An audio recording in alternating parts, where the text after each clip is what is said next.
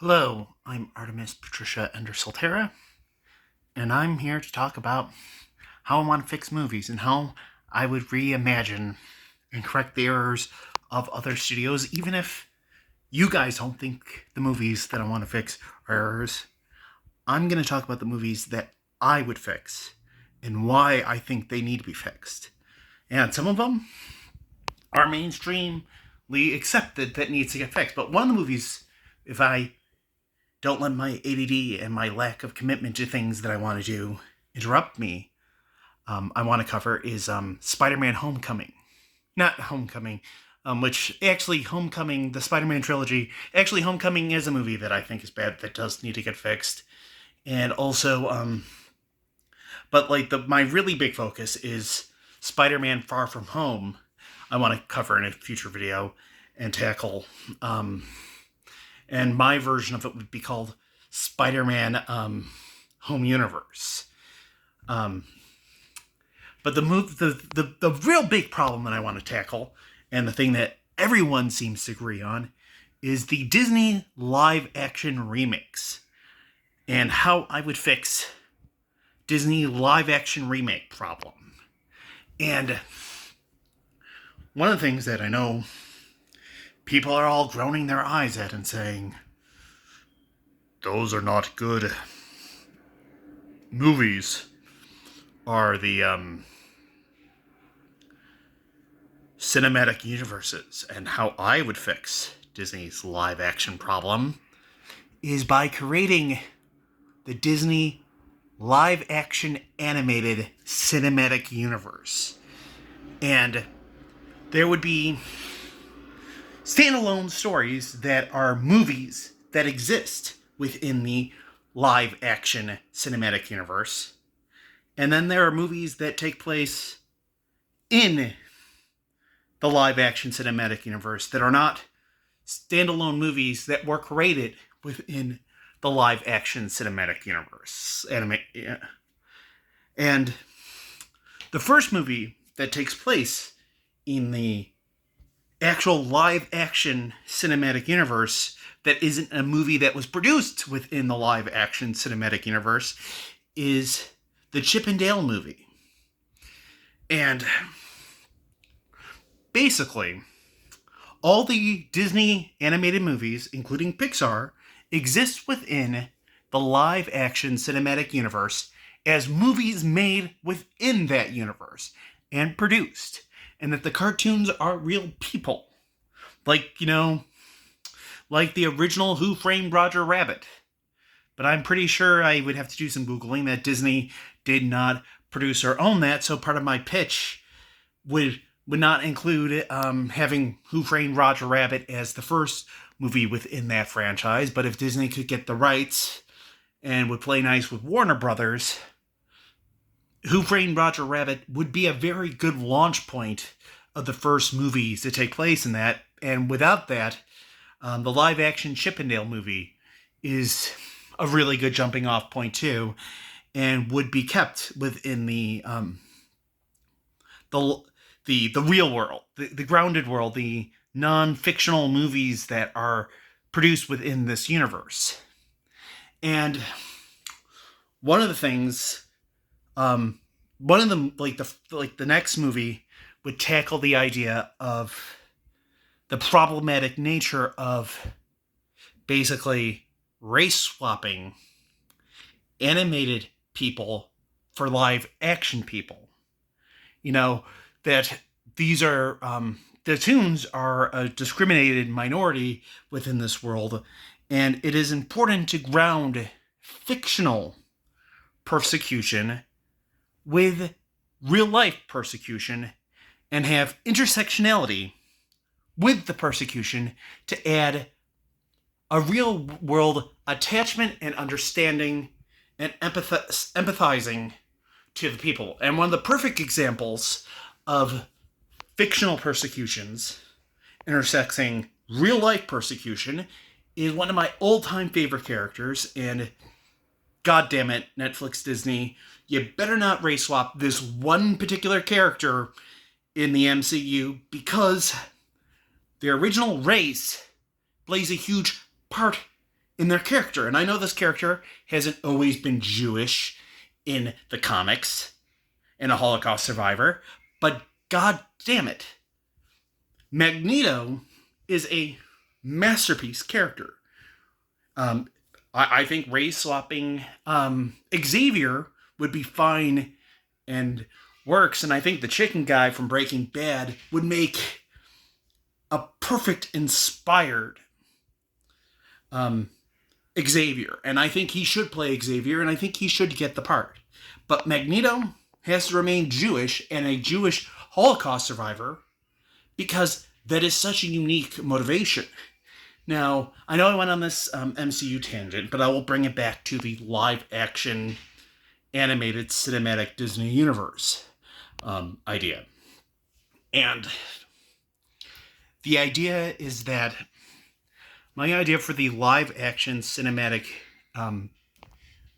universe is that Disney realizes that in the first movie is that it's about making the Little Mermaid and the controversy of replacing a toon with a human, and also Disney realizing that the CG animated characters don't look good, and like the problems of like forcing toons to get CG upgrade plastic surgery to be able to compete, and them deciding to basically scrap the live action Little Mermaid and reshoot it with still having Halle Bailey play Ariel, because like Jesus Christ, that woman is truly inspired casting, and after seeing it, there is only one person currently that I would cast to play the Little Mermaid, and that is Halle Bailey. Like, she is perfect. I did hear an AI-generated version of Part of This World with Ariana Grande, and I do think, like, the end credit song should be another rendition of, like, Part of This World by Ariana Grande. And Ariana Grande I would have play the voice of, the toon Ariel, to give a different, perspective, and have, like, the toon Ariel, like, sing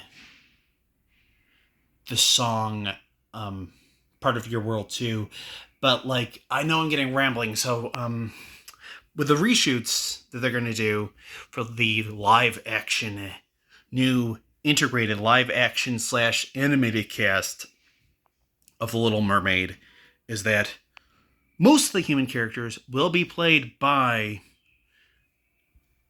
live action humans, even though there will be some toon characters introduced and used, like, you know,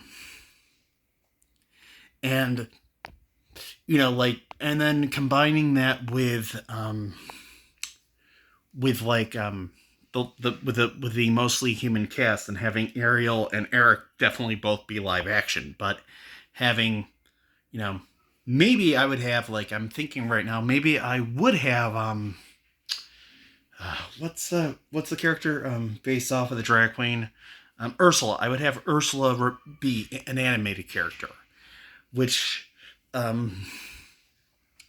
you know, which would make it easier to, have the same actress do the, voice of, like, pretty human, Ursula with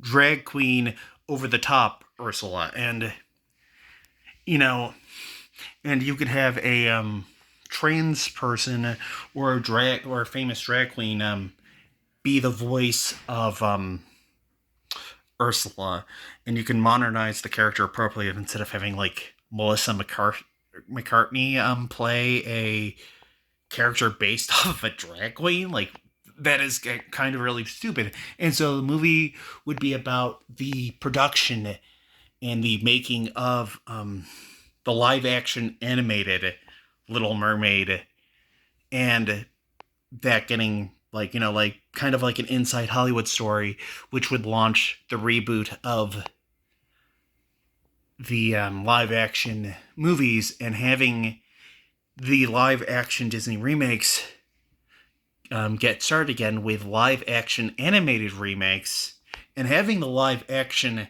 Disney movies exist as canon, as actual movies produced within that and within that universe, and all the animated movies. And one of the things that this will allow us to do is the live action animated Pixar remake of Toy Story, where basically it's a pretty faithful adaptation, and of with some things added and changed just for different sake, because why make a remake if it's not going to be slightly different, where basically, Pixar does like the Toy Story characters all animated, but Andy and his mother and all the humans are live action humans mostly. And that could, I think would be a really awesome franchise to do live action / animated. And then Disney can also proceed with eventually redoing some of the botched live action remakes with the live action animated remake style, and continue and do movies that they haven't done, like the live action Moana can be a meta, jokey type thing where you could have, some of the characters remain like their original animated counterparts, like no offense, The Rock, like in the live action animated reboot of Moana, you should remain animated. Your character in that movie is not prone to live actionness. It is not a live action character. It is a animated character. The muscles, the everything, the over exaggeration. Now Moana, I can see being played as a live action character because she is less cartoony of a character, even though she is a cartoon character. And the more cartoony characters, I would remain animated, and the more characters that can be the more grounded characters would be animated. Now, leave in the comments below what you think too, and whether or not you agree with my changes. And please, if you're going to leave transphobic comments below, please be original, creative, and surprise me with your hatred. Don't do that standard old, all the old insults that trans women are aware of. Like, when I emotionally destroy you in the comments for being a hateful bigot, I want to actually expend some brain power instead of,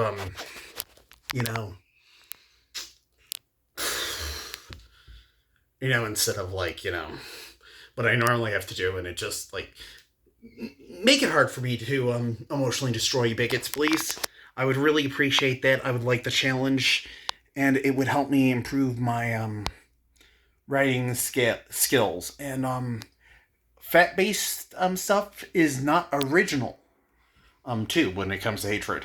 So thank you for watching, and hopefully I'll keep on making these, and I'll cover Far From Home and the MCU Spider-Man movies, and part of the MCU, because the MCU does require multiple movies because it is such a big franchise that has made so many mistakes, but also has done so many good stuff and has so many awesome things about it, but also so many oh god, yikesy stuff. And don't worry, I'll talk about the MCU. God, who the fuck, the MCU. Oh, you're a straight guy and you don't like women and stuff? How straight are you? And you just want to see muscly, rippling men nerd Are you sure? You don't like to, up the you know where with other men because shouldn't you, if you are straight, shouldn't you like there being more women because they're not getting rid of the male characters, they're just adding female characters to make it more appealing. That's a whole nother video and a whole nother rant, and leave your comments below, and remember, make your transphobia unique and original, and I apologize for any weird background noises. My building is a bit of a Lovecraftian horror.